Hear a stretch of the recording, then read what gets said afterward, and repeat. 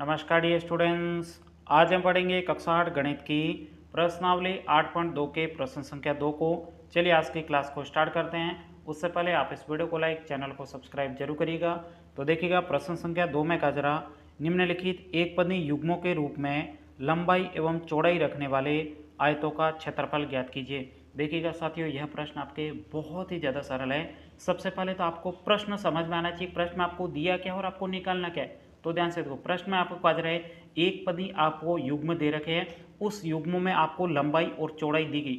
अब आपको क्या करना है, आयत का क्षेत्रफल ज्ञात करना है। अब यहाँ पे देखिए कंफ्यूजन नहीं होना, ये पहला प्रश्न है जिसमें आपको लंबाई और चौड़ाई दे रखी, ये दूसरा प्रश्न है जिसमें भी आपको लंबाई और चौड़ाई दे रखी, ये तीसरा प्रश्न है जिसमें आपको लंबाई और ये आपको चौड़ाई दी गई, ये चौथा प्रश्न है, ये आपके पांचवा प्रश्न। इसमें आपको नंबरिंग करके नहीं दी गई, आपको समझना है कि ये पहला प्रश्न है, ये दूसरा, इसको तीसरा, चौथा, पांचवा नंबर देना है। और उसके बाद में आपको यहाँ पे लंबाई और चौड़ाई दी गई और सिंपल तरीके से आपको क्या निकालना है, आयत का क्षेत्रफल। अब आयत का क्षेत्रफल निकालने के लिए सबसे पहले तो आपको आयत के क्षेत्रफल का सूत्र पता होना चाहिए। सूत्र याद है क्या? याद है जल्दी से कमेंट्स कर दो, याद नहीं है तो बहुत अच्छी बात है, मैं आपको दोबारा से बता देता हूँ। आयत के क्षेत्रफल का सूत्र होता है लंबाई गुणा चौड़ाई। आई बात समझ में? तो आइएगा बिल्कुल सिंपल तरीके से अब हम इस प्रश्न को सॉल्व करते हैं। सबसे पहले यहाँ पे हम लिखेंगे पहला प्रश्न। ये पहला प्रश्न, इसको 1 नंबर नाम दे देंगे क्योंकि यहाँ पे किसी का भी नामकरण नहीं किया गया, तो आपको नंबरिंग कर देनी 1 2 3 4 और ये आपके 5। अब पहले प्रश्न में आपको लंबाई और चौड़ाई क्या दे रखे, P और यहाँ पे Q दिए गए, तो यहाँ पे लिखेंगे हल। अब सबसे पहले एक को लंबाई मानना और दूसरे को आपको क्या मानना, चौड़ाई। तो यहाँ पे लिखेंगे आयत की लंबाई, आयत की लंबाई बराबर, अब लंबाई आपको क्या दे रखी है, पहली लंबाई है तो लंबाई आपको P दे रखी है। अब यहाँ पे लिखेंगे आयत की चौड़ाई, आयत की चौड़ाई बराबर, अब चौड़ाई क्या दे रखी है, यहाँ पे देख सकते हो Q, तो यहाँ पे लिख देंगे Q। अब यहाँ पे सिंपल तरीके से लिखेंगे आयत का क्षेत्रफल, आयत का क्षेत्रफल बराबर, अब आयत के क्षेत्रफल का सूत्र बोलो। सूत्र क्या है आपके, यहाँ पे मैं शॉर्ट में लिख रहा हूँ लंबाई गुणा आपके लिख देता हूँ चौड़ाई, तो यहाँ पे शॉर्ट में लिख दिया चौ। अब आप मुझे बताइए लंबाई क्या है, तो लंबाई ये रही आपकी कितनी P, तो यहाँ पे लिखेंगे P गुणा चौड़ाई कितनी Q, तो यहाँ पे लिख देंगे Q। अब देखिएगा एक गाय है और एक बैल है, तो आपके इनका गुणा होगा नहीं, इनको सिर्फ क्या लिखना है, पास में लिखना है, तो P और ये आपके Q हो जाएगा। ये इसका उत्तर था, तो यहाँ पे लिख देंगे उत्तर। यहीं तक कि आपको इस पहले प्रश्न का उत्तर निकाला था। कितना आसान प्रश्न है। चलिए बढ़ते हैं दूसरे प्रश्न की तरफ। दूसरे प्रश्न में आपको संख्या दे रखी है 10m 5m, तो यहाँ पे लिखेंगे सेकंड प्रश्न। सेकंड प्रश्न में आपको संख्या दे रखी है 10, यहाँ पे देखो m, तो यहाँ पे लिख देंगे m और 5n, तो यहाँ पे लिख देंगे 5n। ये आपको संख्या दे रखी है। अब सिंपल तरीके से इसको सॉल्व करेंगे, तो यहाँ पे लिखेंगे हल। सबसे पहले लंबाई हो जाएगा, तो यहाँ पे लिखेंगे आयत की लंबाई, लंबाई बराबर, अब लंबाई कितनी दे रखी है 5m, सॉरी 10m, तो यहाँ पे लिख देंगे 10m। अब यहाँ पे लिखेंगे आयत की चौड़ाई, आयत की चौड़ाई बराबर, चौड़ाई कितनी है 5m, तो यहाँ पे लिख देंगे 5n। अब सिंपल तरीके से आपको क्या निकालना है, आयत का क्षेत्रफल, तो यहाँ पे लिखेंगे आयत का क्षेत्रफल बराबर, अब बताइए क्षेत्रफल क्या होगा, क्षेत्रफल का सूत्र लिखना है। क्षेत्रफल का सूत्र होता है लंबाई गुणा आपके क्या होता है, चौड़ाई, तो यहाँ पे लिखेंगे लंबाई गुणा चौड़ाई। अब बताइए लंबाई कितनी है 10m, तो यहाँ पे लिख देंगे 10m हो जाएगा, गुणा चौड़ाई कितनी 5n, यहाँ पे लिख देंगे 5n बराबर। अब ध्यान से देखिएगा साथियों, यहाँ पे आपको क्या करना, संख्या का गुणा संख्या से करना है, और अचर पद होते हैं उनका अचर पद से, चर पद होते हैं उनका चर पद से। तो यहाँ पे संख्या का गुणा संख्या से करो, 5 का गुणा 10 से कितना हो जाएगा, ये आपके 50 हो जाएगा। अब m इधर है क्या, यहाँ पे m नहीं, यानी गाय होती तो गाय का गुणा गाय से करते, यहाँ पे गाय और यहाँ पे बैल है, इन दोनों का गुणा होगा नहीं, इनको क्या लिखना है, सिर्फ पास में लिखना है। तो इधर m था नहीं तो m का m लिखेंगे, इधर n था नहीं तो n एक बार है, तो यहाँ पे n पास में लिखेंगे, क्योंकि इनका गुणा होगा नहीं, गाय का गुणा बैल से होता नहीं, सिर्फ पास में लिख सकते हैं, तो यहाँ पे लिख दिया पास में। यहीं तक कि आपको इस प्रश्न का उत्तर निकालना था। कितना आसान प्रश्न है, आ गया समझ में? बहुत अच्छे तरीके से आपको समझ में आ गया होगा। चलिए बढ़ते हैं तीसरे प्रश्न की तरफ। तीसरे प्रश्न में आपको संख्या दे रखी है 20x², यहाँ पे 5y²। तो सिंपल तरीके से यहाँ पे हम क्या लिखते हैं, थर्ड प्रश्न, ये हो जाएगा आपके थर्ड प्रश्न, जिसमें आपको संख्या दे रखी है 20x² 5y²। अब सिंपल तरीके से इसको हम सॉल्व करेंगे। यहाँ पे लिखेंगे हल, यहाँ पे लिखेंगे आयत की लंबाई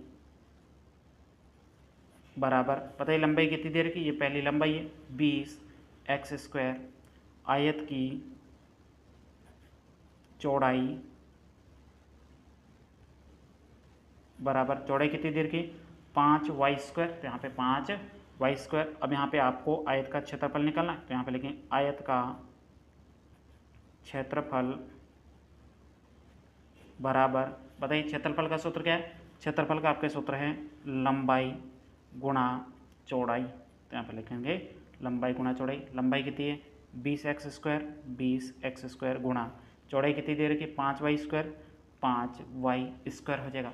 अब सिंपल तरीके से आपको पता है सबसे पहले क्या करना है, संख्या का गुणा संख्या से करो, 5 का गुणा 20 से करो कितना हो जाएगा 100 हो जाएगा, 20 5 100 हो जाएगा। अब यहाँ पे बताओ x² इधर y², यहाँ पे गाय इधर बैल, दोनों आपके समान नहीं है, तो आपको सिर्फ क्या करना है पास में लिखना है, क्योंकि यदि इधर x होता तो गुणा कर देते, इधर x है नहीं तो x एक बार ही है, तो यहाँ पे x² की जगह x², इधर आपके y नहीं इधर y है, लेकिन दोनों तरफ होने चाहिए गुणा करने के लिए, दोनों तरफ नहीं है तो आपके बैल को यहाँ पे लिख देंगे y²। यहीं तक कि आपको इस प्रश्न का उत्तर निकाला था। कितना आसान प्रश्न, आगे समझ बहुत अच्छे तरीके से आपको समझ में आया होगा। अब बढ़ते हैं चौथे प्रश्न की तरफ।